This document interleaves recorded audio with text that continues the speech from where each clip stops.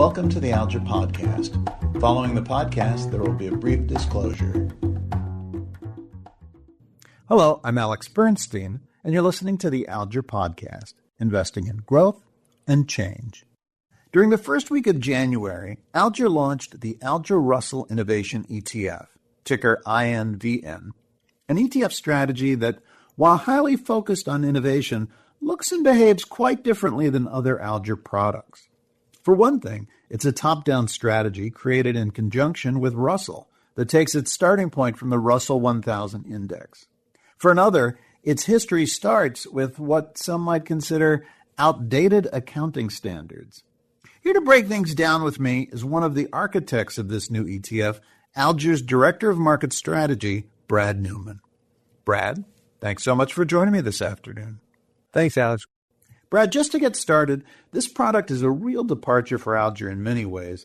In so many words, how would you describe it to somebody on the street? Well, the strategy is called the Alger Russell Innovation Strategy, and it seeks to identify companies that are very innovative and where that innovation may be, we believe, under-recognized or undervalued in the stock market. So we think it solves a few problems that exist. Number one, accounting hasn't been keeping up with the changing nature of the economy. So investments in intangible assets like software or new drug development, that research and development isn't captured on financial statements adequately. And so this, we believe, solves that problem. So it's really allowing investors to directly invest in R&D and innovation. This strategy has multiple managers working on it. Who else is on the product other than you? Well, Dan Chung, our CEO and CIO, so his experience is always helpful and guidance. And then Greg Adams, who is head of risk, and he has a lot of experience in managing risk and putting together portfolios. So his experience is also very helpful.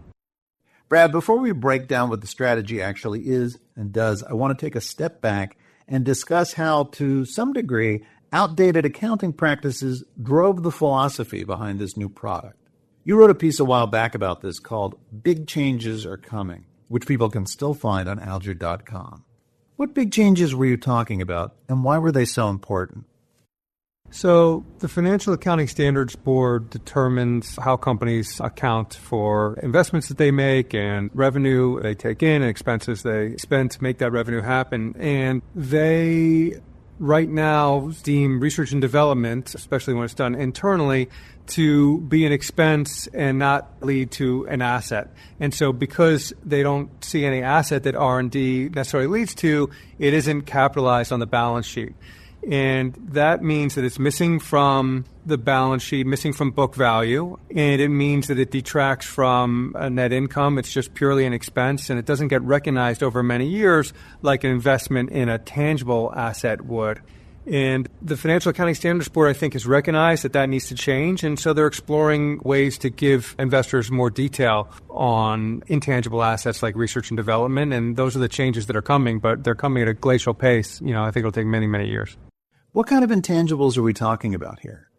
So there's two kinds of assets. Tangible assets, those are things like property, plant, and equipment, things that you can taste and touch and feel, and intangible assets that you can't touch. So an example of a tangible asset would be like a factory, property, plant, and equipment, inventory. Those are all tangible. Intangible are things like brands, human resources training, software code, patents on new drugs, those kinds of things. And the research and development that goes into those intangible assets is accounted for very differently than the same expenditure on property, plant, and equipment. So tangible investment is normally capitalized. That means that it goes on the balance sheet, and if you spend $100 million on, say, your bank, and you spend $100 million on a bunch of bank branches to attract new customers, you might depreciate that over, 5 or 10 years.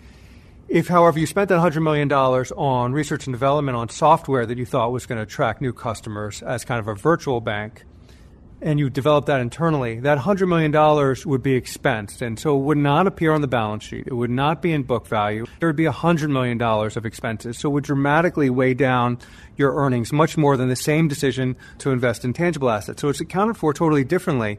Yet I don't think that necessarily makes sense, because the intangible investment could be just as much or even a better asset than the tangible one. Something like branding, for example. Yeah, branding, coding. Google has arguably one of the better assets in the history of business and the Google search engine. And the Google search engine has a value of precisely 0 on the balance sheet. It's missing from the balance sheet, despite the fact that everyone knows it's a fantastic asset. And that's because it was intangible investment done internally, and no one could put a value on it when they were doing the research and development. And of course, we live in an AI world now. What's the impact of AI as an intangible? So research and development on AI models, so all that training that models go through, very compute intensive and a lot of data, that also is generally expensed as it's done internally. So these AI models clearly are very powerful, and I think that they're assets for everyone who uses them, yet they would detract from income statements and be missing from the balance sheet generally. So this idea of bad accounting for intangibles really stays with you. And ultimately, you and the team actually turn the idea into a fully formed strategy, the Alger Russell Innovation Strategy. Tell me about that. Well, the strategy brings research and development and intangible investment out of the shadows of financial statements and allows investors to be able to use it to find potentially attractive investments. So research and development, like I said, is really just a negative to the extent that you even find it on financial statements. It's missing from the balance sheet, like we said, and it can be an expense or just missing from the income statement. But if you can treat it as an asset or look at it relative to the value that the market ascribes to the business, then you could potentially highlight intangible assets or innovative assets. So how does this strategy actually work? As we mentioned, it's a very different product for Alger, a top-down strategy created in conjunction with Russell that starts with the Russell 1000 index. How do you get from the Russell 1000 to Alger Russell Innovation?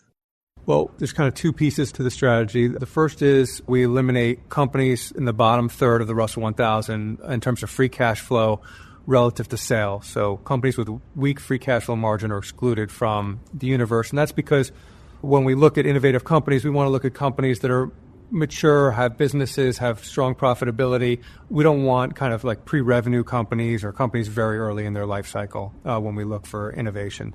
So anyway, once we have whittled down the Russell 1000 universe by that free cash flow margin metric, we simply take the top 50 companies ranked by research and development to enterprise value. Now you can think of enterprise value a lot like market capitalization. It's the value of the entire business. So not only the value for the equity, but also the value for the debt, less cash.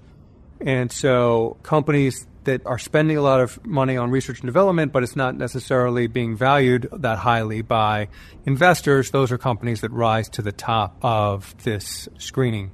And you could think of it as kind of a new factor. And I think with the way the economy is evolving, innovation is probably the most important investment a company can make.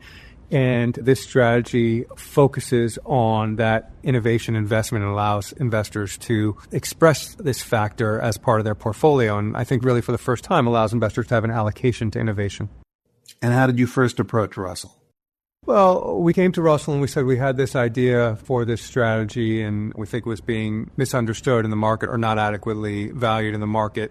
And then once they did research, we started talking about what was most optimal in terms of how often it should be rebalanced and how many holdings it should have and what exact metrics should go into building it. So I think they helped refine it, but we brought the idea. I think Russell brought obviously some brand recognition. A lot of our clients are very familiar with Russell and they trust Russell's analysis. And Russell, even though we had done our own analysis, Russell did its own analysis of the factor performance or of the testing of what we wanted to do, and they were impressed. So Russell brings both a brand expertise and an ability to manage and promote the index, and also brought some good analysis to the table. And you decided on 50 names. How often do you rebalance? So we decided to rebalance it quarterly. To rebalance it more often wouldn't add that much in performance. It would create some more tax headaches. We decided to use 50 stocks because the signal is so strong from the metric. So it's going to be equal weighted, 2% of holding, balanced quarterly. And we're using the Russell 1000, but truthfully, the strategy works whether you do it within the Russell 1000 growth, within the Russell 1000 value, or internationally, frankly. And as I mentioned, this is Alger's first rules-based, top-down product. Why is that significant for Alger? So Alger has a 60-year history of investing in growth and change, and we've always done it from a bottom-up fundamental basis. I think, though, that there is another way to identify innovation, and that is through a top-down systematic approach by looking at innovation across companies and seeing how the market's valuing that innovation. And so this top-down approach is different from the bottom-up approach that Alger has used for 60 years. Still trying to identify innovative assets that will produce strong returns for the company and shareholders, but it's doing it in more of a quantitative way than in a fundamental way. And I think that that's really needed. Can you give an example of a company that emphasizes the strategy's overall philosophy? So AppLovin is a company that perfectly fits the intangible mold, a software company that helps apps monetize better and find larger audiences, so perfectly suited for the mobile internet. And AppLovin is a stock that suffered greatly in 22 and 23, and I think it did that because the company was spending a lot of money on research and development and coming up with a fantastic solution for app developers, yet the market wasn't valuing that innovation yet. And so I think that's a good example of the type of software company that is represented in the strategy. By the way, on the flip side of that, the strategy didn't own Apple over the past year or two. So why didn't it own Apple? Well, Apple market value relative to its research and development was more or less elevated because the company's products have already found a fantastic audience. I'm not saying it's not innovative. It still is an innovative company, but its innovation is widely understood by the market, whereas this strategy, we believe, is more likely to pick out innovation that's not well recognized or understood by investors. Brad, I have a very general question. Why does the world need another innovation strategy? Well, I don't really think there is another innovation strategy quite like this. There isn't anything that really looks at research and development to enterprise value the way we're looking at it. I think there's very few assets that are allocated to innovation and none in the way that we're doing it. Do you think this new strategy will give investors more ways to invest in innovation with Alger? Yeah, so I think historically, for 60 years, Alger has typically invested in innovation from a bottom-up fundamental basis by trying to figure out what products and services the companies were working on that would succeed in the future. So what was in their innovation pipeline, like new drugs, new software products, etc. This is a way, instead of doing it bottom-up on a fundamental basis, this does it top-down in more of a quantitative and systematic way. So I think it rounds out the ability for investors to allocate to innovation within Alger. Final question. Why this strategy for Alger right now? Well, I think the time was right from Alger's perspective. It was our 60th anniversary. We were looking for new strategies to celebrate the milestone, so I think that played a role into it. It's also clear that the trends continue to accelerate. We keep moving to a more digital world where innovation is more important, not less important. You know, I talk a lot about this, that it used to take many decades to reach 50% household penetration from, say, the washing machine or dishwasher being introduced, whereas the internet and social media took only 14 and 9 years respectively. Then the tablet took 7 years. So innovation's happening a lot faster. It took the Microsoft Office and Windows products about a quarter of a century to reach 1 billion users, whereas many of the Google products did it in under a decade, and TikTok did it in 5 years. And ChatGPT may do it even sooner. So I think the trends have accelerated, and it was the right time for Alger. Brad, thanks so much for joining me this afternoon. Thanks, Alex. Great talking to you. And thank you for listening. For more information on the Alger Russell Innovation Strategy, ticker INVN, and for more of our latest insights, please visit alger.com. The views expressed are the views of Fred Alger Management, LLC, FAM, and its affiliates as of January 2025. These views are subject to change at any time and may not represent the views of all portfolio management teams. These views should not be interpreted as a guarantee of the future performance of the markets, any security, or any funds managed by FAM. These views are not meant to prevent investment advice and should not be considered a recommendation to purchase or sell securities. Risk disclosures. Investing in the stock market involves risks, including the potential loss of principal. There is no guarantee that the fund's investment results will have a high degree of correlation to the Alger Russell Innovation Index, ARII, or that the fund will achieve its investment objective. In addition, the fund's value will generally decline when the performance of the securities within the ARII declines. Investing in innovative companies may not be successful. The fund may invest in companies that do not currently derive nor may never derive revenue from innovation or developing technologies. To the extent the ARII is concentrated, a significant portion of the fund's assets will be concentrated in securities and related industries and may be similarly affected by adverse developments and price movements in such industries. The fund is not actively managed and performance could be lower than actively managed funds. Because the fund equally weights its holdings and rebalances its holdings quarterly, it may incur increased transaction costs, brokerage commissions, and taxes, which can lower the return on investment. ETF shares are based on market prices rather than net asset value, NAV, and as a result, shares may trade at a price greater than NAV, a premium, or less than NAV, a discount. The fund may also incur brokerage commissions as well as the cost of the bid-ask spread when purchasing or selling ETF shares. The fund faces numerous market trading risks, including the potential lack of an active market for fund shares, losses from trading in secondary markets, periods of high volatility, and disruption in the creation and/or redemption process of the fund. Any of these factors, among others, may lead to the fund's shares trading at a premium or discount to NAV. Thus, you may pay more or less than NAV when you buy shares of the fund in the secondary market, and you may receive less or more than NAV when you sell those shares in the secondary market. The manager cannot predict whether shares will trade above, premium, below, discount, or at NAV.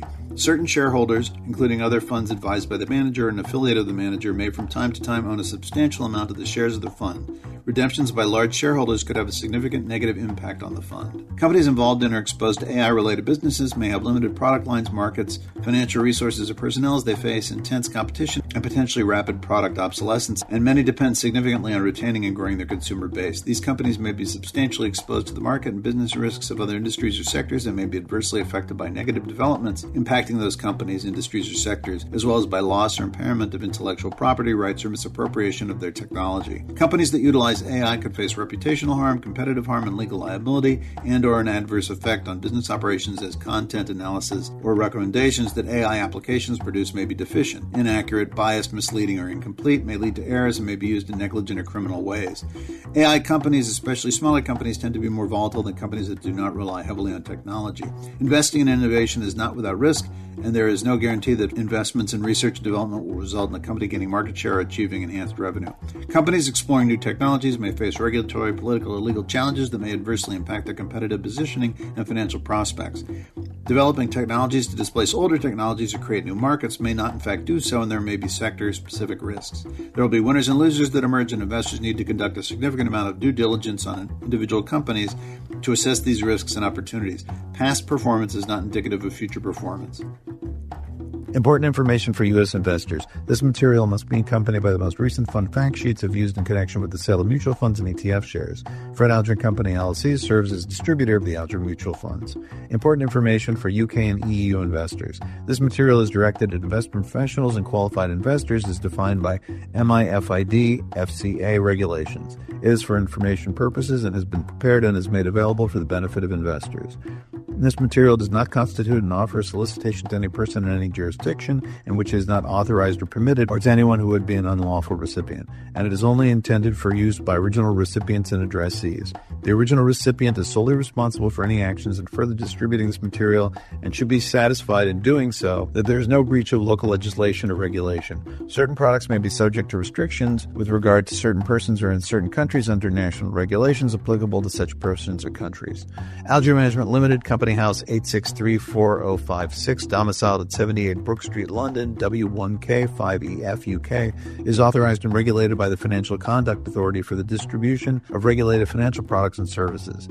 FAM, Weatherby Capital LLC and or Redwood Investments LLC, U.S. registered investment advisors, serve as sub-portfolio managers to financial products distributed by Alger Management Limited. Alger Group Holdings LLC, parent company of FAM and Alger Management Limited, FAM and Fred Alger and Company LLC are not authorized persons for the purposes of the Financial Services and Markets Act 2000 of the United Kingdom, FSMA, and this material has not been approved by an authorized person for the purposes of Section 21(2)(b) of the FSMA. Important information for investors in Israel. Fred Alger Management LLC is neither licensed nor insured under the Israeli Regulation and Investment Advice of Investment Marketing and of Portfolio Management Law 1995, the Investment Advice Law. This document is for information purposes only and should not be construed as an offering of investment advisory, investment marketing, or portfolio management services. services as defined in the investment advice law. Services regulated under the investment advice law are only available to investors that fall within the first schedule investment advice law qualified clients. It is hereby noted that with respect to qualified clients, Fred Alger Management LLC is not obliged to comply with the following requirements of the investment advice law. 1. Ensuring the compatibility of service to the needs of client. 2. Engaging in a written agreement with the client, the content of which is as described in Section 13 of the Investment Advice Law. 3. Providing the client with appropriate disclosure regarding all matters that are material to a proposed transaction with the advice given. 4. A prohibition of preferring certain securities or other financial assets. 5. Providing a disclosure about extraordinary risks entailed in a transaction and obtaining the client's approval of such transactions if applicable. 6. A prohibition on making portfolio management fees conditional upon profits or number of transactions. 7. Maintaining records of advisory discretionary actions. This document is directed at and intended for qualified clients only. Alger pays compensation to third-party marketers to sell various strategies to prospective investors. The Alger Russell Innovation Index, ARII, is comprised of a subset of the companies within the Russell 1000 Index, which is a broad measure of the performance of U.S. equity securities of large-cap growth and value companies. The ARII represents innovative companies in the Russell 1000 Index based generally upon the amount such companies spend on research and development as a percentage of enterprise value. For a full description of the ARII methodology, call 212-806-8800, or for a summary of the ARII methodology, visit www.lseg.com/dam/FTSE-Russell/EN_US/documents/ground rules/Alger Russell Innovation Index ground rules redacted. The Alger Russell Innovation ETF, INVN, has been developed solely by Fred Alger Management LLC. INVN is not in any way connected to or sponsored, endorsed, sold, or promoted by the London Stock Exchange plc and its group undertakings, collectively the LSE Group. FTSE Russell is a trading name of certain of the LSE Group companies. All rights in the Alger Russell Innovation Index, the index, vest in the relevant LSE Group company which owns the index. FTSE Russell, FTSE for Good, ICB, the Yield Book, are trademarks of the relevant LSE Group companies and are used by any other LSE Group companies under license. The index is calculated by or on behalf of FTSE International Limited, FTSE Fixed Income LLC, or its affiliate, agent, or partner. The LSE Group does not accept any liability whatsoever to any person arising out of A, the use of, reliance on, or any error in the index, or B, investment in or operation of the INVN. The LSE Group makes no claim, prediction, warranty, or representation either as to the results to be obtained from the INVN or the suitability of the index for the purpose to which it is being put out by Fred Alger Management LLC. The Russell 1000 Index measures the performance of the large cap segment of the U.S. equity universe. The Russell 1000 Index is a subset of the Russell 3000 Index, which is designed to represent approximately 98% of the investable U.S. equity market. It includes approximately 1,000 of the largest securities based on a combination of their market cap and current index membership. The Russell 1000 is constructed to provide a comprehensive and unbiased barometer for the large cap segment and is completely reconstituted annually to ensure new and growing equities are included. Source: London Stock Exchange Group plc and its group undertakings, collectively the LSE Group. LSE Group 2025. FTSE Russell is a trading name of certain of the LSE Group companies. All rights in the FTSE Russell indexes or data vest in the relevant LSE Group company which owns the index or the data. Neither LSE Group nor its licensors accept any liability for any errors or omissions in the indexes or data, and no party may rely on any indexes or data contained in this communication. No further distribution of data from the LSE Group is permitted without the relevant LSE Group company's express written consent. The LSE Group does not promote, sponsor, or endorse the content of this communication. Investors cannot invest directly in any index. Index performance does not reflect deductions for taxes. The following represents the noted percentages of assets under management in the Alger Russell Innovation ETF as of January 21st, 2025. Microsoft Corp. 0%. Alphabet Inc. 0%. Apple Inc. 0%. AppLovin Corp. 0%. Before investing, carefully consider the fund's investment objectives, risks, charges, and expenses. For prospectus and summary prospectus containing this and other information, or for the fund's most recent month-end performance data, visit alger.com, call 800-223-3810, or consult your financial advisor.